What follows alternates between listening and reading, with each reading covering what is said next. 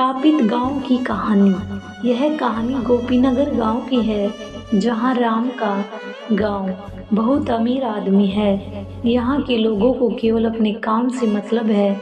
ऐसे लोगों को स्वार्थी या लोभी कहा जाता है। इस गांव में एक पीपल का पेड़ है जो काफी घना है। इस पीपल के पेड़ के नीचे एक चबूतरा है। सभी सुख से रहते थे, लेकिन एक दिन भिखारी बुढ़िया भीख मांगते हुए गोपीनगर गांव पहुंच जाती है। वह मोहन के दरवाजे पर जाकर भीख मांगती है। बुढ़िया, बेटा कुछ खाना दे दो, मुझे भूख लगी है, भगवान तुम्हें और पैसा देगा। मोहन, जो सुबह सुबह काम पर जाते हैं, समय भीख मांगता है। चल अब मैं काम पर जाता हूँ।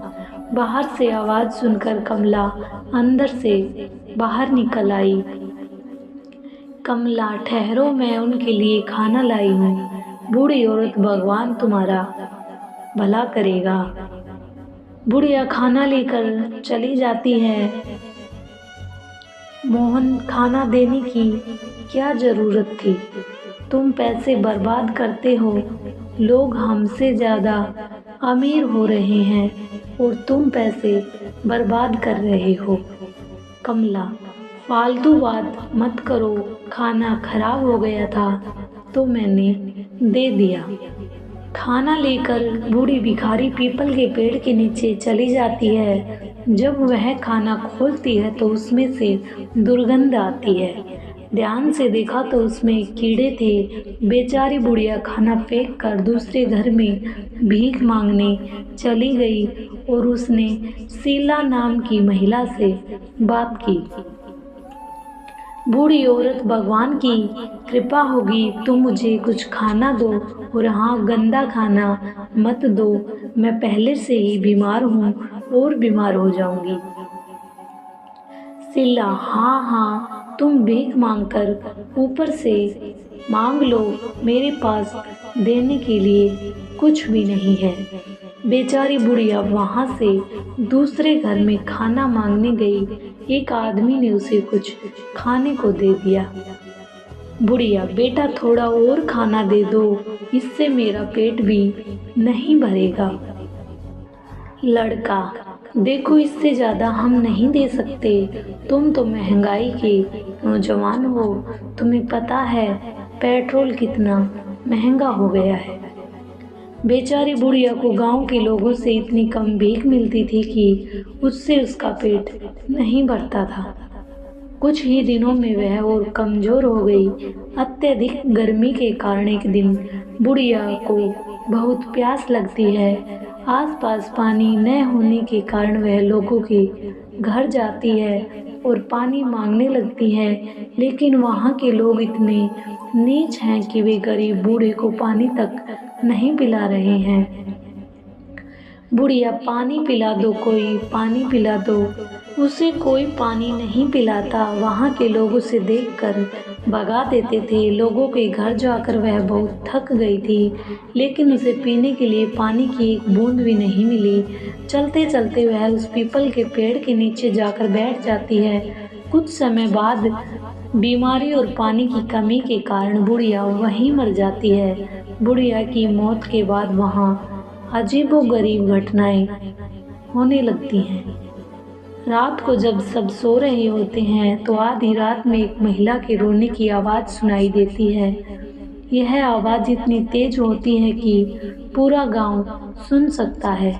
रोने की आवाज़ के साथ साथ चीखने चिल्लाने की आवाज़ भी आने लगती है, जिससे लोग और भी ज़्यादा डरने लगते हैं। गांव के लोगों ने एक सभा बुलाई। सब लोग उसी पीपल के पेड़ के नीचे इकट्ठे हो गए। पुरुषों में से एक कहता है, ग्रामीणों, गांव में क्या हो रहा है? हर रात एक महिला का रोना सुनाई देता है।